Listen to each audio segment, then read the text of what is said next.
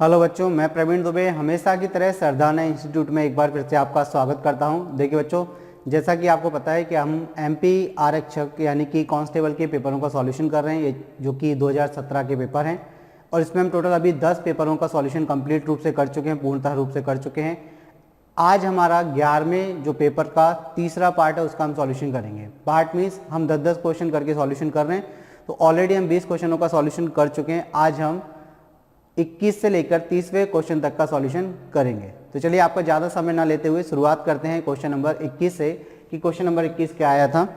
तो देखिए, अगर हम बात करें क्वेश्चन नंबर 21 की, तो क्वेश्चन नंबर 21 आपके पास सामने है कि एक शहर की जनसंख्या 2,60,000 से बढ़कर 3,32,800 हो गई तो प्रतिवर्ष जनसंख्या का वृद्धि प्रतिशत है। यानी कि एक साल में जनसंख्या कितनी बढ़ जाती है, आपको ये बताना है। प्रतिवर्ष मतलब एक साल, हर साल का, लेकिन यहाँ पर हर साल देखिए आपको इन्होंने ये नहीं दिया है कि इनिशियली 2,60,000 थी, ठीक है, और वो बढ़कर 3,32,000 हो गई, 32,800 हो गई 2 साल में या 3 साल में। अगर ऐसा बोलते तो फिर हमें तरीका क्या लगाना पड़ता, हमारा चक्रवृद्धि वाला जो कॉन्सेप्ट होता है, यानी कि कैसे वृद्धि होती है हर साल, वो वाला कॉन्सेप्ट लगाना पड़ता। बात यहाँ पर हो रही है कि 2,60,000 थी और 3,32,000 हो गई। तो क्लियर दिख रहा है कि एक साल में बढ़ रही है, क्योंकि यहाँ पर समय आपको मेंशन नहीं किया है, प्रतिवर्ष का पूछ रहे हैं, मतलब एक साल में आपसे पूछ रहे हैं। तो अगर हम बात करें कि शहर की जनसंख्या कितनी थी, तो आप कहेंगे सर 2,60,000 थी। तो 2,60,000 थी, ये बढ़कर कितने हो गई, तो आप कहेंगे सर ये बढ़कर 3,32,800 हो गई। कितनी हो गई, 3,32,800। पहले कितनी थी, तो आप कहेंगे सर 2,60,000 थी। तो कितनी बढ़ी, अगर हमें ये देखना है कि इसमें वृद्धि कितनी की हुई, अगर हम वृद्धि की बात करें तो आप कहेंगे सर 3,32,800 में से आप 2,60,000 को माइनस कर दीजिए। जब माइनस करेंगे तो ये 0, ये 0, ये 8, ये 2 और 13 में से 6 जाएगा तो आप कहेंगे सर 7, और 3 में से 3 जाएगा। यानी कि एक साल में जनसंख्या में कितनी वृद्धि हुई, तो आप कहेंगे सर 72,800। कितनी वृद्धि हुई, 72,800। अब वृद्धि या कमी का जो भी प्रतिशत होता है वो किससे निकलता है, तो आप कहेंगे सर मूल जनसंख्या से, यानी कि वास्तविक या इनिशियली या प्रारंभिक जनसंख्या से। तो प्रारंभिक जनसंख्या कितनी थी यहाँ पर, 2,60,000। तो हमें ये देखना है कि कितने प्रतिशत की वृद्धि हुई। तो प्रतिशत वृद्धि देखेंगे हम, तो प्रतिशत वृद्धि कैसे देखी जाएगी, तो आप कहेंगे सर 72,800 की वृद्धि हुई, और वो किस में हुई, 2,60,000 में हुई। इंटू क्या कर देंगे आप, 100 कर देंगे। 2 जीरो से 2 जीरो कैंसिल, ये 2 जीरो से ये 2 जीरो कैंसिल। अब कैंसिल करते हैं तो 13 से 2 बार कटेगा, आप कहेंगे सर 13 पंजे 65, कितना बच जाएगा, तो आप कहेंगे सर 7, और 13 छिंग 78, तो ये कितना आ गया 56। 56 कटेगा 2 से, कितने बार, 28 बार। तो आप कहेंगे सर 28% की एक साल में क्या हुई, वृद्धि हो गई। यानी कि जनसंख्या जो 2,60,000 थी वो 28% की दर से एक साल में बढ़ी है। तो किस ऑप्शन में आपको दिया है 28%, तो ऑप्शन सी।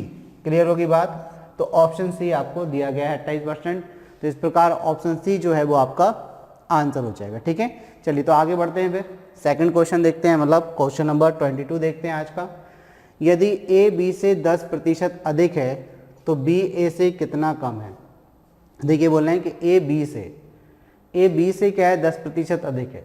देखिए अधिक और कम की जब बात करें ना, तो जिससे अधिक बोल रहे हैं और जिससे कम बोल रहे हैं उसका पता होना जरूरी है।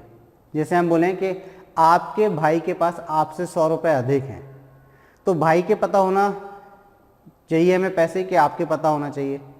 तो देखिए जैसे हमने बोला कि आपके भाई के पास आपसे 100 रुपये अधिक हैं, तो अगर हमें ये पता चल जाए कि आपके पास कितने रुपए हैं, तो आपके भाई के पास तो अपने आप पता चल जाएंगे। हम बोलें कि आपके पास 200 हैं, तो भाई के पास 100 अधिक है, मतलब 300 होंगे। अगर आपके पास 500 हैं और भाई के पास 100 अधिक हैं, तो इसका मतलब भाई के पास 600 होंगे। अगर आपके पास 1,000 हैं और भाई आपसे कितना 100 रुपये अधिक है, तो भाई उसके पास 1100 होंगे। तो जिससे कंपैरिजन करते हैं ना, उसकी वैल्यू पता होना जरूरी है। तो देखिए पहला तरीका तो आप इसको ऐसे अप्लाई कर सकते हैं। फर्स्ट मेथड की अगर हम बात करें तो आप 100 मान के कर सकते हैं। ठीक है, 100 मान के बहुत आसानी से ये क्वेश्चन सॉल्व हो जाएगा। देखिए उन्होंने बोला आपसे कि ए के पास बी से 10% अधिक है। ए के पास बी से किसके पास अधिक है और किससे, तो बी से। तो बी से ए के पास अधिक है, तो हम बी को मान ले रहे हैं कि कितना है बी के पास, 100 है। तो बी के पास अगर 100 है तो इसके पास कितने अधिक हैं, तो आप कहीं से 10% अधिक हैं ए के पास। तो 100 का 10% निकाल के आप इसमें ऐड करेंगे जब तो 110 आएगा, यानी कि ए के पास 110 है। तो यहाँ पर बोला यदि ए बी से 10% अधिक है, मतलब ये है कि अगर बी 100 है तो ए 110 है। तो उन्होंने बोला तो बी ए से कितना कम है, बी ए से। तो देखिए बी जो है वो ए से कितना कम है, यहाँ पर बात हो रही है। तो देखिए कमी और वृद्धि तो दोनों की समान रहेगी। अगर ये 10 कम है तो ये 10 अधिक था, तो मतलब ये 10 कम होगा। तो बी कितना कम है, 10 कम है। लेकिन किससे बोल रहे हैं, बोल रहे बी ए से। तो ए कितना है, तो आप कहेंगे सर 110 इंटू क्या कर देंगे, तो आप कहेंगे 100, 0 से 0 कैंसिल। तो ये आपका हो जाएगा 100 और बटे में कितना 11। तो 11 से आप काटेंगे तो 11 नाम 99, एक बचेगा, दशमलव लग जाएगा, 10 हो जाएगा, भाग नहीं जाएगा, भाग इतना अष्टम 0, फिर 11 नाम 99। तो इस प्रकार आपका क्या आता रहेगा 0909 इनफाइनाइट टाइम तक आएगा। तो इसको आप लिख सकते हैं 9.09%, यानी कि बी ए से कितना कम है, तो 9.09% कम है। क्लियर होगी बात। तो किस ऑप्शन में दिया है आपको, ऑप्शन सी में। तो ऑप्शन सी क्या हो गया, आपका आंसर हो गया। एक आप ऐसे कर सकते हैं। सेकंड अगर हम बात करें आपसे, तो आप इसको रेशियो में कन्वर्ट करके भी आसानी से ओरली कर सकते हैं। देखिए इन्होंने बोला कि ए जो है बी से 10% अधिक है, तो 10% की वैल्यू कितनी होती है फ्रैक्शन में, यानी कि भिन्न में। तो आप कहेंगे सर 1/10 होती है। तो हम कह सकते हैं किसकी तुलना कर रहे हैं, ए बी से 10 अधिक है, मतलब एक जो है वो 10 का 10% होता है। तो ये किसकी वैल्यू हो गई, बी की। एक क्या बताएगा, अधिक को। तो ए की वैल्यू कितनी हो जाएगी, तो आप कहेंगे सर इसमें 10 में 1 जोड़ दीजिए तो 11। अगर ए 11 है और बी 10 है, तो बी ए से कितना कम है, तो भाई आप कहेंगे 1 कम है। किससे, ए से। इंटू क्या कर देंगे, 100 कर देंगे। तो ये भी कितना आएगा आपका 9.09%। तो इस प्रकार ऑप्शन सी ही आपका आंसर रहेगा। आंसर में कोई भी परिवर्तन नहीं होगा, बस हमारे मेथड थोड़े से चेंज हो जाएंगे। क्लियर है बात, ठीक है। चलिए, तो सिंपल क्वेश्चन थे दोनों, हमने जो क्वेश्चन को सॉल्व किया। अभी आगे बढ़ जाते हैं अगले क्वेश्चन की तरफ। क्वेश्चन नंबर 23 आपसे क्या कह रहा है, चलिए इस पर और बात कर लेते हैं। एक दल ने 16 मैच जीते और 5 मैच हारे। यदि ये मैच खेले गए कुल मैचों का 70% प्रदर्शित करते हैं, तो दल को और कितने अधिक मैच जीतने चाहिए जिससे कि 80% जीत का रिकॉर्ड हो जाए। देखिए सबसे पहले क्वेश्चन ये समझिए कि एक दल की बात कर रहे हैं। दल मतलब ग्रुप होता है। एक जो दल है वो कितने मैच जीता और कितने मैच हारा, इसकी बात हो रही है। तो अगर हम बात करें कि जीता कितना, जीता और यहाँ लिखे ले रहे हैं हम हारा। तो जीते कितने मैच उसने, तो आप कहेंगे सर 16 मैच जीते। हारे कितने उसने, तो आप कहेंगे सर 5 मैच हारे। तो टोटल मैच कितने खेले उसने, तो आप कहेंगे सर कुल 21 मैच खेले।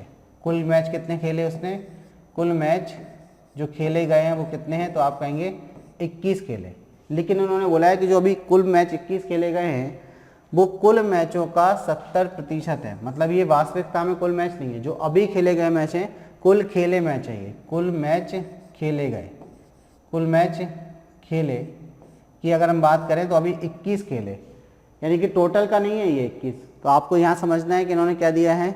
आप कुल मैच खेलोगे तो आप कंफ्यूज हो जाओगे, तो थोड़ा सा इसको आप इरेज कर दीजिए। तो अगर हम बात करें कि मैच कितने हो गए टोटल, जीते और हारे, तो टोटल कुल मिला के जीत और हार की अगर हम बात करें तो जीता 16 तो हारा कितना, जो ग्रुप था वो 5 हारा। तो टोटल कितने मैच हुए, 21 हुए। लेकिन उन्होंने बोला है कि ये जो मैच खेले गए कुल मैचों का 70% है। कुल मैचों का ये जो 21 मैच है वो 70% है। तो कुल मैच अपने आप में क्या होंगे, 100%। तो हम कह सकते हैं कि कुल मैचों का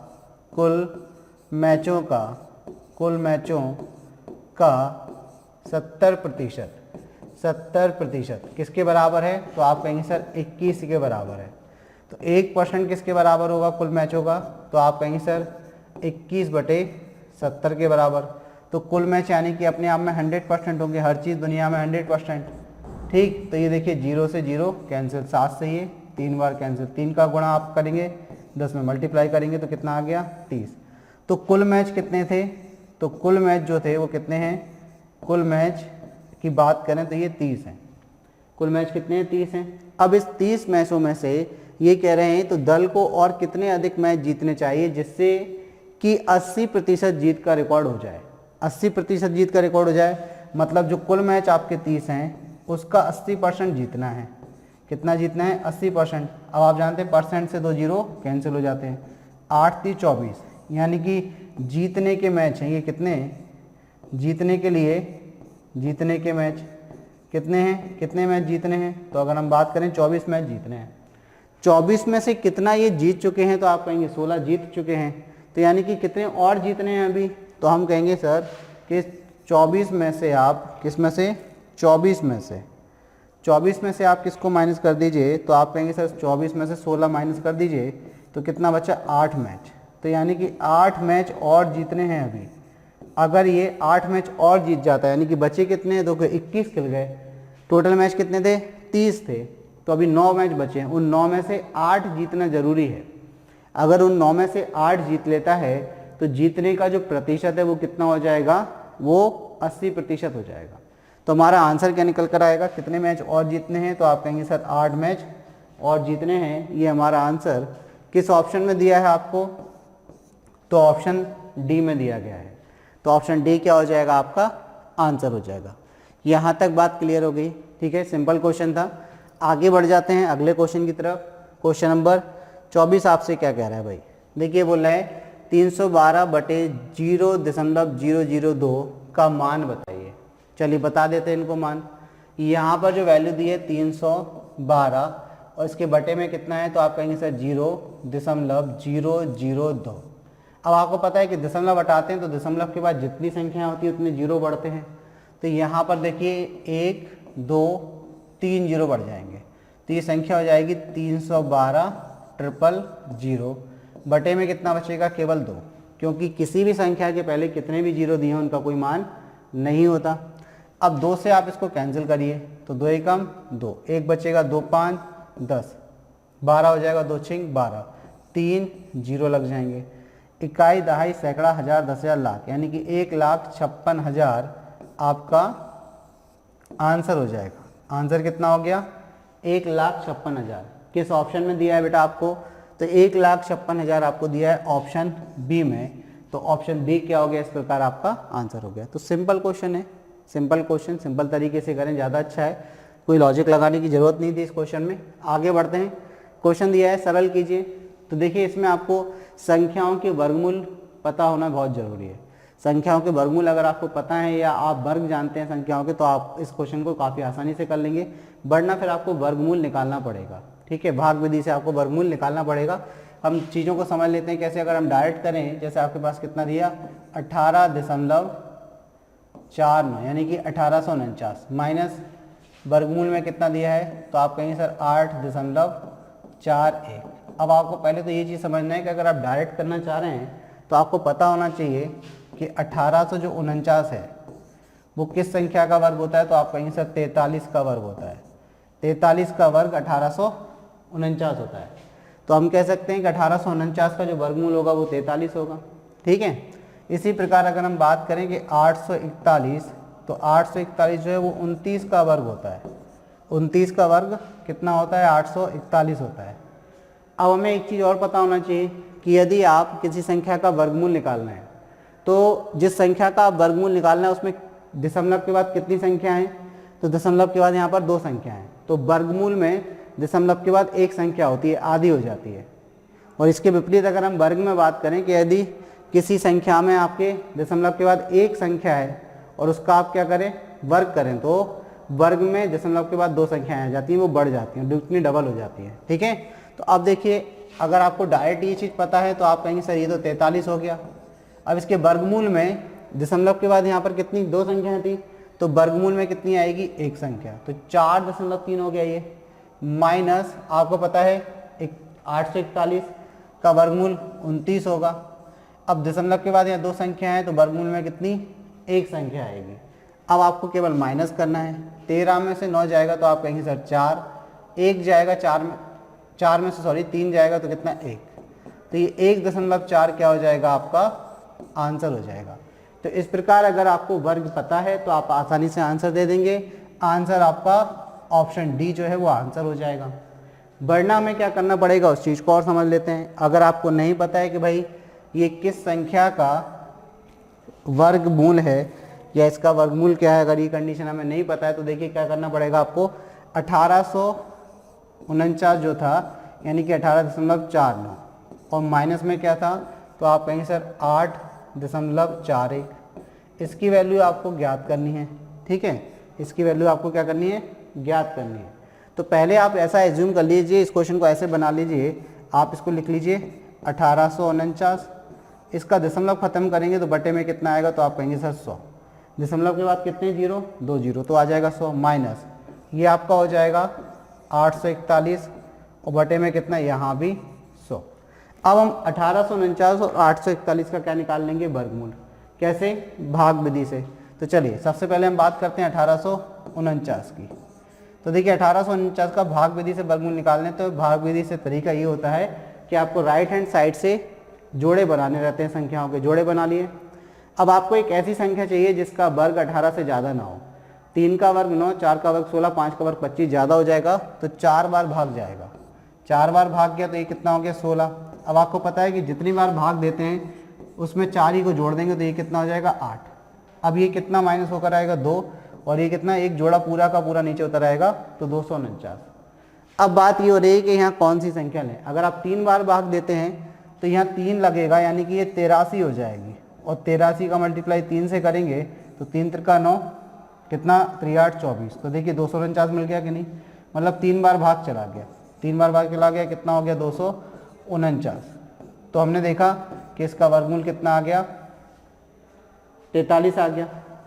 तो ऊपर तो आपको क्या कर देना है बेटा, ऊपर आपको 43 रख देना है, और 100 का वर्गमूल कितना, 10, माइनस। इसी प्रकार आप क्या करेंगे, भाग विधि से जब इसका वर्गमूल निकालेंगे, किसका, 841 का। तो चलिए 841 का और वर्गमूल निकाल लेते हैं भाग विधि से। 841 में आप जोड़े बनाएंगे, यहाँ एक जोड़े बन गए, ये 2 3 बचा, 8 बचा सॉरी। अब 2 का वर्ग 4, 3 का वर्ग 9, ज़्यादा हो जाएगा तो 2 बार भाग जाएगा। 2 बार भाग गया तो ये कितना हो गया, 2 का वर्ग 4, ठीक है, यह 4 बचा, ये 4 बचा और ये 1 बचा, इसमें 2 ही जोड़ देंगे तो ये कितना हो जाएगा।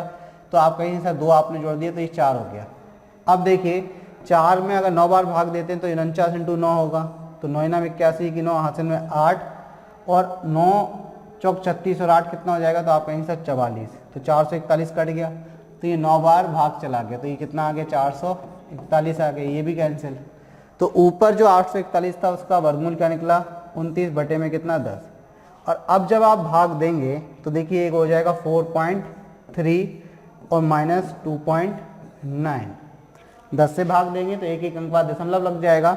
ये फाइनली आपका आंसर कितना आ जाएगा, 1.4, यही आपका आंसर है। तो फिर आपको वर्गमूल निकालना पड़ेगा भाग विधि से, आपका समय बहुत जाएगा। तो आप कम से कम 40 तक की संख्याओं के तो वर्गमूल याद कर लें कि 40 तक की संख्याओं के वर्गमूल क्या होते हैं। वर्गमूल नहीं, वर्ग याद कर ले तो वर्गमूल अपने आप याद हो जाएंगे। 40, 1 से लेके 40 तक की संख्याओं के वर्ग आपको याद करना है, यानी कि स्क्वायर आपको लर्न करना है। ठीक है, चलिए आगे बढ़ जाते हैं बेटा अगले क्वेश्चन की तरफ। क्वेश्चन नंबर 6 आपसे क्या कह रहा है, यदि 50x बराबर 648 का स्क्वायर माइनस 248 का स्क्वायर है तो x का मान आपको ज्ञात करना है। देखिए यहाँ पर एक फॉर्मूला लग सकता है कि ए स्क्वायर माइनस बी स्क्वायर, तो यहाँ पर फॉर्मूला लगेगा ए स्क्वायर माइनस बी स्क्वायर का। तो आप कहेंगे सर ये होता है ए प्लस बी इंटू ए माइनस बी। ए स्क्वायर माइनस बी स्क्वायर क्या होता है, तो आप कहेंगे सर ए प्लस बी इंटू ए माइनस बी। तो अगर हम इस फॉर्मूले को इसमें अप्लाई करते हैं तो क्वेश्चन हमें क्या दिया है, 50x बराबर में आपको दिया है 648 का स्क्वायर और माइनस में दिया है 248 का स्क्वायर। तो यहाँ पर a प्लस बी यानी कि 648 प्लस का कर दीजिए 248 कर दीजिए, और एक बार आपको क्या करना है तो आप कहेंगे सर 648 और माइनस क्या करना है 248। एक बार प्लस करेंगे एक बार माइनस करेंगे, तो चलिए प्लस कर लेते हैं। तो आप कहेंगे 8 और 8 16 की 6 हासिल में 1, 4 और 4 8 और 1 9 और 6 और 2 8, 896 हो गया। ये 648 में से 248 जाएगा तो आप कहेंगे सर बहुत इजी है ये, तो कितना हो गया 400 हो गया। और ये किसके बराबर है, तो आप कहेंगे सर ये 50x के बराबर है। 0 से ये 0 कैंसिल करिए, 5 से ये 40 8 बार कट जाएगा, यानी कि x की वैल्यू निकालने के लिए आपको 896 में अब मल्टीप्लाई किससे करना है, केवल 8 से। ठीक है, अब देख लीजिए मल्टीप्लाई में इकाई के अंक से भी आप चेक कर सकते हैं। देखिए बहुत आसान है, मल्टीप्लाई करने की जरूरत नहीं, क्योंकि आप थोड़ा ऑप्शन देखिए। 8 × 48 यानी कि इकाई का अंक क्या आएगा, 8 आएगा। इकाई का अंक 8 केवल आपको ऑप्शन बी में दिया है, तो ऑप्शन बी क्या हो जाएगा, फिर आपका आंसर हो जाएगा। ऑप्शन बी क्या हो जाएगा, आपका आंसर हो जाएगा। क्लियर होगी बात। चलिए तो मल्टीप्लाई कर लेते हैं। 8 × 48 की 8 हासिल में 4 आएगा, 8 × 9 72, 4 76 की 6 हासिल में 7 आएगा, 8 × 8 64, 64 और 7 कितना हो जाएगा, तो आप कहेंगे सर 71, 7168 और यही आपका आंसर भी है। क्लियर होगी बात। तो इकाई के अंक की सहायता से भी आप देख सकते हैं। पहले ऑप्शन पे एक बार जरूर नजर मार लेना कि ऑप्शन में इकाई के अंक सब में अलग अलग आ रहे हैं कि नहीं। 3 में देखिए सेम है, 0 0 0, 1 में अलग है। तो इस प्रकार हमने जब देखा 8 × 48 तो 8 केवल 1 में मिल रहा था ऑप्शन बी में, तो ऑप्शन बी क्या हो गया बेटा, आपका आंसर हो गया। ठीक, चलिए तो आगे बढ़ जाए बेटा। क्वेश्चन नंबर 27 को देखते हैं कि मानक रूप में 0.00 कितने जीरो हैं भाई, तो 1 2 3 4 5 6 7 8 9 10 11 12 13, टोटल 13 अंक हैं, यानी कि 10 जीरो है और 3 अंक हैं दशमलव के बाद। तो देखिए मानक रूप क्या होता है, मानक रूप वो संख्या होती है जिसमें संख्या एक अंक होगा और उसके बाद दशमलव संख्या होगी, और फिर मल्टीप्लाई में आपका क्या रहेगा, घात के रूप में रहेगा, 10 की घात के रूप में। ये आपका मानक रूप होता है। ठीक है, अब इसको मानक रूप में आपको कन्वर्ट करना है, तो देखिए आपके पास क्या दिया, 0.1 2 3 4 5 6 7 8 9 10, 10 तो ये हो गए। फिर कितना दिया, 4 2 5। अब आपको करना क्या है कि इस दशमलव को 4 के बाद लाना है, क्योंकि मानक रूप में केवल जो संख्या होती है वहाँ एक संख्या के बाद दशमलव होता है, मतलब संख्या के बाद, उसके पहले कोई जीरो नहीं होगा। ठीक है ना, यानी कि एक अंक की संख्या होगी, एक अंक छोड़ना है आपको। देखिए जैसे हम आपके ऑप्शन की बात करें तो ऑप्शन सी आपका आंसर नहीं हो सकता और ऑप्शन बी आपका आंसर नहीं हो सकता, तो आपका आंसर डी में से रहेगा या फिर ए में से रहेगा, क्योंकि देखिए यहाँ पर एक अंक के बाद दशमलव है। तो अब इसको एक अंक के बाद ले जाना है आपको, यानी कि आपको 1 2 3 4 5 6 7 8 9 10 और 11 अंक खिसकाना है। तो अगर आपको 11 अंक खिसकाना है तो आप 10 की घात 11 से इसमें भाग लगा दीजिए, तो ये खिसक जाएगा। देखिए भाग लगाते तो ये पीछे जाता है, भाग लगाते तो ये लेफ्ट हैंड साइड जाएगा, लेकिन आपको क्या करना पड़ेगा, इसको खिसकाने के लिए यानी कि राइट हैंड साइड में लाना है, तो 10 की घात 11 से गुणा करना पड़ेगा। तो 10 की घात 11 से गुणा किया तो 10 की घात 11 से भाग भी देना पड़ेगा, तो भाग भी दे दिया। अब जैसे ही 10 की घात 11 से आप गुणा करेंगे तो ये हो जाएगा 4.25 अपॉन में कितना, 10 की पावर 11। अब 10 की पावर 11 को आप जब ऊपर ले जाएंगे तो ये इनवर्स पावर में जाएगी, यानी कि माइनस में, तो ये हो जाएगी 10 की घात -11। क्यों, क्योंकि हम जानते हैं कि x की पावर -n = 1 अपॉन x की पावर n होता है। तो 1 अपॉन पावर को जब ऊपर ले जाएंगे रेसिप्रोकल में तो माइनस में कन्वर्ट हो जाएगी। तो इस प्रकार हमारा आंसर आएगा 4.25 × 10⁻⁻11। किस ऑप्शन में आपको दिया है, तो देखिए 11 वाला ऑप्शन डी में दिया है, तो ऑप्शन डी क्या हो जाएगा, आपका आंसर हो जाएगा। क्लियर, ऑप्शन डी क्या हो गया, आपका आंसर हो गया। चलिए तो आगे बढ़ जाते हैं बेटा अगले क्वेश्चन की तरफ। क्वेश्चन नंबर 28 आपसे क्या कह रहा है, थोड़ा सा देखिए इसको गौर से। क्वेश्चन नंबर 28 आपसे कह रहा है, दिए गए चित्र में दो कोणों की भुजाएं समांतर हैं, दो कोणों की भुजाएं समांतर हैं। यदि कोण DEF बराबर 34 डिग्री हो तो कोण ABC आपको दिखाना है कि कितना है। अब देखिए समांतर कौन कौन सी, अगर हम बात करें तो यहाँ पर डायग्राम को आपको समझना पड़ेगा। AB समांतर किसके है, तो आप कहेंगे सर AB जो है वो समांतर किसके है, तो हम कहेंगे सर ये DE के हैं। साथ ही साथ अगर हम बात करें कि BC जो रेखा है, BC जो रेखा है वो किसके समांतर है, तो आप कहेंगे सर ये EF के समांतर है। मतलब यहाँ पर दो रेखाएं समांतर है, एक तो AB DE के समांतर है और दूसरी BC EF के समांतर है। जिस प्रकार से डायग्राम बनाया उसके अकॉर्डिंग हम जा रहे हैं, और क्वेश्चन में बोला भी है कि दो कोणों की भुजाएं समांतर हैं। अब देखिए यहाँ पर इन्होंने बोला है कि DEF ये वाला कोण ये कितना दिया है, तो आप कहेंगे सर 34 डिग्री दिया है, 34। ठीक है। अब चूंकि देखिए जो रेखा आपकी BC है और जो रेखा EF है ये समांतर है, तो समांतर रेखाओं को अगर एक तिर्यक-छेदी रेखा काटती है तो इनके ये वाले कोण संगत कोण कहलाते हैं और ये बराबर होते हैं। तो ये भी कितना हो जाएगा, 34 हो जाएगा। ये 34 हो गया। अब अगर हम थोड़ी सी बात करें दूसरी रेखाओं की, दूसरी रेखा मतलब कौन सी, रेखा AB और D की, ये भी समांतर है। तो अगर ये समांतर है तो इनको ये तिर्यक-छेदी रेखा काट रही है, ये वाली ये तिर्यक-छेदी रेखा काट रही है, तो ये वाला कोण और ये वाला कोण संगत कोण है, ये भी कैसे हो जाएंगे, बराबर। तो ये भी कितना हो गया, 34 हो गया। और ये देखिए कौन सा कोण है, ABC है कि नहीं, और यही तो आपसे पूछा था, तो इसकी वैल्यू कितनी हो गई, 34 डिग्री। तो 34 डिग्री आपका क्या हो गया, आंसर हो गया। ठीक है, किस ऑप्शन में दिया आपको, तो ऑप्शन सी जो है वो आपका आंसर हो जाएगा। जब दो रेखाओं को एक तिर्यक-छेदी रेखा काटती है, बेटा याद रखना इस चीज़ को, जैसे ये दो रेखा हैं, इनको तिर्यक-छेदी रेखा काटे तो इनके ये वाले कोण संगत कोण होते हैं। ये कौन से कोण होते हैं, संगत कोण बराबर होते हैं। संगत कोण कैसे होते हैं भाई, तो ये आप कहेंगे सर बराबर होते हैं, संगत कोण बराबर होते हैं। तो ये आपके संगत कोण कैसे हो गए, बराबर होते हैं। ठीक है, तो इसी प्रकार हमने यहाँ पर लगा दिया कि भाई ये रेखा तिर्यक-छेदी है, ये वाला कोण संगत कोण है, ये बराबर होंगे।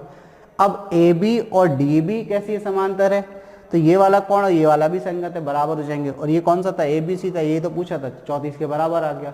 तो आपका आंसर क्या आ गया, 34 डिग्री। क्लियर, चलिए तो आगे बढ़ जाते बेटा। अगला क्वेश्चन है क्वेश्चन नंबर 29। दिए गए चित्र में वृत्त का केंद्र O है और यदि कोण ADC बराबर 110 है, ADC आपको दिया है 110, तो कोण CAB आपको बताना है। देखिए आपको ADC कितना दिया, तो आप कहेंगे सर 110 दिया, और कौन सा बताना है, CAB, ये वाला कोण आपको बताना है। ये वाला कोण आपको ज्ञात करना है, क्वेश्चन मार्क बना लीजिए इसको ढंग से। देखिए ये वाला कोण आपको ज्ञात करना है, CAB। तो CAB आपको क्या करना है, ज्ञात करना है, CAB ये वाला कोण आपको ज्ञात करना है। ये वाले कोण की वैल्यू आपको बतानी कितनी है, ठीक है ना। चलिए तो देखिए कैसे करेंगे इस क्वेश्चन को, काफ़ी इजी है। इन्होंने बोला कि एक आपके पास वृत्त दिया है, उस वृत्त के अंदर एक केंद्र से क्या गई है, रेखा गई है।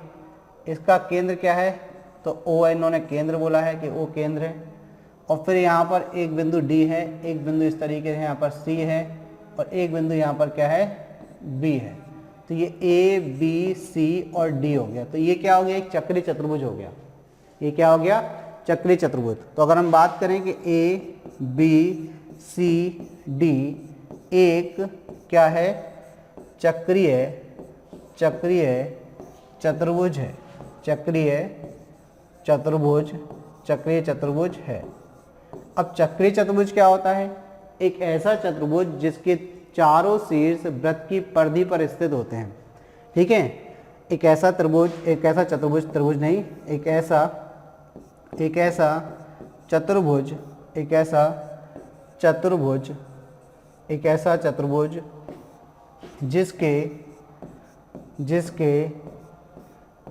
शीर्ष एक ऐसा चतुर्भुज जिसके चारों शीर्ष वृत्त की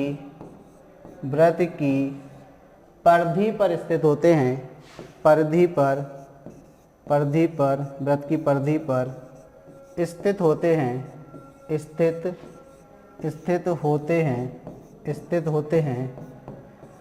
होते हैं चक्रीय चतुर्भुज कहलाता है, चक्रीय चतुर्भुज कहलाता है। ये चीज़ आपको ध्यान रखनी है। तो हम बोलें कि चक्रीय चतुर्भुज क्या होता है, तो आप कहेंगे सर एक ऐसा चतुर्भुज होता है जिसके चारों शीर्ष क्या होते हैं, वृत्त की परिधि पर स्थित होते हैं। तो ये चक्रीय चतुर्भुज है। ठीक, अब इन्होंने क्या बोला है कि यहाँ पर कोण D आपको दिया है, ADC मतलब आपको दिया है, यानी कि ये वाला आपको 110 डिग्री दिया है, और आपसे ये वाला कोण पूछा है। देखिए ये वाला कोण आपसे पूछा है कि CAB, ये वाला कोण आपसे पूछा है कि भाई ये कितना का, ये आपको बताना है। ये वाला कोण आपसे पूछा गया है। अब कैसे ज्ञात करेंगे भाई, अगर आपसे ये वाला कोण पूछा है तो बहुत इजी है। देखिए अभी आपको बहुत इजी लगेगा, क्योंकि हमें केवल कुछ प्रॉपर्टीज़ हैं उनका पता होना चाहिए। तो सबसे पहली चीज़, चक्रीय चतुर्भुज के विपरीत कोणों का योग 180 होता है। चक्रीय चतुर्भुज के विपरीत कोणों का योग 180 होता है, यानी कि हम कहेंगे कोण A यानी कि हम ऐसे कह सकते हैं कि कोण ए प्लस कोण सी बराबर 180 डिग्री, और हम कहेंगे कोण बी प्लस कोण डी ये भी कितना होता है 180 डिग्री। तो देखिए इसके माध्यम से सबसे पहले हम क्या करेंगे, अगर ये 110 है तो ये कितना हो गया 70 हो गया, तो ये कोण हमने निकाल लिया। ठीक, अब आप कहोगे कि निकालना तो सर CAB है, तो आप इसको क्यों निकाल रहे, तो उसका काम है। देखिए बेटा, ये जो वृत्त अगर हम यहाँ से तोड़ दें, इस नीचे वाले पार्ट को हटा दें, तो आप देखिए आपको एक अर्धवृत्त दिखेगा ऐसा। ये क्या दिखेगा आपको, अर्धवृत्त दिखेगा जिसमें AB उसका व्यास है, और ये वाला जो इतना त्रिभुज दिख रहा है ये जो पॉइंट C है, अगर इतने को ले लें तो ये वाला कोण कितना होता है 90 डिग्री का होता है। क्यों होता है, क्योंकि अर्धवृत्त का कोण समकोण होता है। तो यहाँ पर आपको एक पॉइंट और लिखना है कि अर्धवृत्त का कोण कैसा होता है, समकोण होता है। तो आप कहेंगे अर्धवृत्त का कोण अर्धवृत्त का कोण समकोण मतलब 90 डिग्री का होता है। अर्धवृत्त का कोण समकोण होता है, अर्धवृत्त का कोण समकोण होता है, यानी कि ये वाला कोण कितना हो गया 90। तो ये वाला कितना आ गया आपका, तो आप कहेंगे सर ये 90 डिग्री आ गया। एक 70 एक 90 है। अब आप जानते हैं कि त्रिभुज के तीनों कोणों का योग कितना होता है, तो आप कहेंगे सर त्रिभुज के तीनों कोणों का योग 180 होता है। तो 70 और 90 कितना हो गया 160, तो ये कितना बचा आपके पास, तो आप कहेंगे सर 20। कितना बचा 20, तो CAB कितना आ गया 20, यही तो हमें बताना था। तो किस ऑप्शन में दिया है भाई आपको 20, तो ऑप्शन C में दिया हुआ है। तो ऑप्शन C क्या हो गया बेटा, इस प्रकार आपका आंसर हो गया। क्लियर होगी बात। देखिए दो चीज़ें याद रखनी है, एक तो चक्रीय चतुर्भुज के विपरीत कोणों का जो योग होता है वो कितना होता है, तो आप कहेंगे सर वो 180 डिग्री के बराबर होता है। साथ में अर्धवृत्त का कोण समकोण होता है। ठीक है, तो यहाँ पर 110 दिया था तो उसका विपरीत 70 हो गया। अब आपको CAB पूछा था, तो ये जो CAB त्रिभुज बन रहा है इसमें ये 90 ये 70 है, तो दोनों का योग कितना, तो आप कहेंगे 160। तो त्रिभुज के तीनों कोणों का योग 180 होता है, तो बचा हुआ कितना होगा 20। तो आपका आंसर कितना हो गया 20 डिग्री। ठीक है, चलिए आगे बढ़ते हैं बेटा, अगले क्वेश्चन की तरफ मूव करते हैं। क्वेश्चन नंबर 30 आपसे क्या कह रहा है, क्वेश्चन नंबर 30 कह रहा है कि ABCD एक समचतुर्भुज है, यदि कोण BCA बराबर 66 है तो आपको CAD बताना है। तो चलिए इसको थोड़ा सा मेंशन कर लेते हैं कि क्या दिया है आपको, समचतुर्भुज दिया है। ABCD क्या है, आपको एक समचतुर्भुज दिया है, ABC और D एक आपको समचतुर्भुज दिया है। इस समचतुर्भुज में कोण BCA, अगर हम BCA की बात करें, इस वाले कोण की बात करें, तो BCA ये वाला कोण आपको कितना दिया है, तो ये कोण आपको दिया है 66 डिग्री। 66 डिग्री आपको दिया है, तो आपसे कोण CAD पूछा है, यानी कि CAD ये वाला कोण आपसे पूछा गया है, ये वाला कोण आपसे पूछा गया है, ये क्वेश्चन मार्क है। तो अब आप थोड़ा सा देखिए, ये समचतुर्भुज है और समचतुर्भुज की विपरीत भुजाएं बराबर तथा समांतर होती हैं, और साथ में सभी भुजाएं इसकी बराबर होती हैं आपस में। तो हम कह सकते हैं कि AD समांतर है किसके, BC के। अगर AD समांतर है BC के, तो थोड़ा सा हम AD और BC को अलग से बना रहे हैं। देखिए ये हमने AD बना ली और ये हमने BC बना ली, AD और BC बना ली। अब देखो A और C को अगर हम मिलाएं तो ये रेखा बन गई A और C।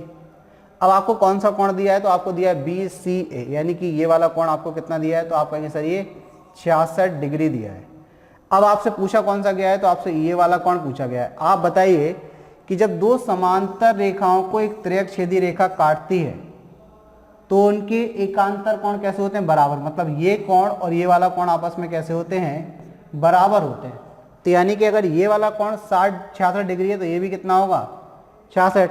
तो हमसे पूछा कौन सा गया था भाई, ये वाला तो कोण पूछा गया है, ये भी कितना हो गया 66, यानी कि आपसे CAD तो पूछा ही है, CAD तो पूछा ही है। देखिए CAD, तो CAD कितना हो जाएगा बेटा आपका 66, क्योंकि ये वाली रेखा जो आपकी AD है, अगर हम बात करें कौन सी रेखा, रेखा AD और BC आपकी कैसी समांतर है, ये त्रियकछेदी रेखा है, तो ये एकांतर कोण आपस में कैसे होते हैं, बराबर होते हैं। अगर ये 66 है तो ये भी कितना हो जाएगा 66 हो जाएगा।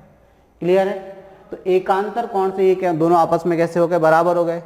किस ऑप्शन में आपको दिया है 66, तो आप कहेंगे सर ऑप्शन बी में।